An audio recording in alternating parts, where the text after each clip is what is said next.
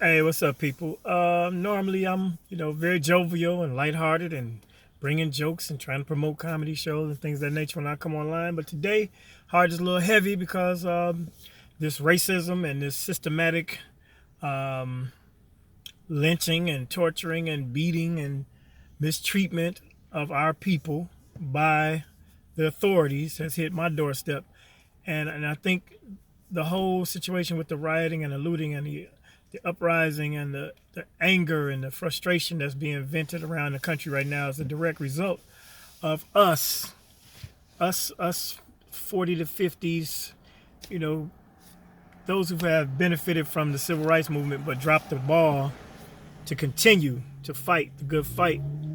We've become complacent, we've become comfortable, we've made our successes and got into our comfortable homes and forget about those who are still out there in the streets and being attacked and subjected to the humiliation and the frustration of the police departments basically terrorizing our communities around the country.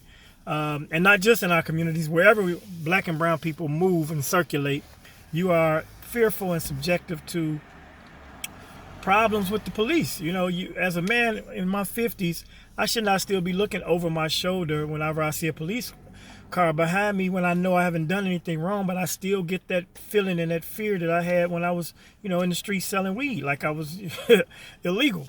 Now that's funny, but it's not funny.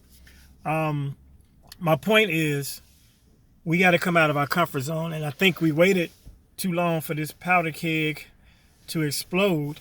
And now the young people are, taking the mantle, but they're frustrated and they're angry, and we have to have their backs. I don't see any major political leader or either major African American leader that we can turn to step up and galvanize the energy and the rage that's in the streets. There's nobody to step up and say, this is how we should be dealing with this situation. This is what we should be doing. These are the steps we need to take. So it's unbridled rage storming the streets. Now, people are going to look at the looting situation as ignorance and thievery and opportunistic people taking advantage.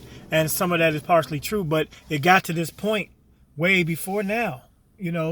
Law-abiding citizens didn't just decide to get up and start being thieves and taking advantage of circumstances and situations. This is built up, pent up decades of mistreatment and abuse. And I don't know where we go from here, but we need to not come out of this with just boarded up buildings. We need to come out of this with a comprehensive plan to attack this. And it takes the established people, not those who are out in the streets and those who are looked at as, wild, sagging savages, as the media portrays them. It's the people that have the position and the power and the economic resources that can make a difference and make a change. And that's athletes, celebrities, business leaders, attorneys, established people. We need to fight the power. And this has been an awakening for me. And you'll see more of these type of posts and activities from me because my son is out here on the front lines and he's been trying to explain to me, to awaken me and others of our generation what the fight is and how to attack it. So we disregard our youth. We've basically abandoned them. We're afraid of them. We villainize them because of the music and the culture. And it's unfortunate because we're supposed to have their back and we're supposed to present them the guidance. So I know this is a rambling message. It's kind of spontaneous, so there's no script prepared, but these are my thoughts as I sit here thinking about the fact that my son was assaulted by the police department for being a peaceful protester, and he and his girlfriend and others were kicked and batoned and beat down on the streets for trying to stand up for basic constitutional rights. And that is the bullshit.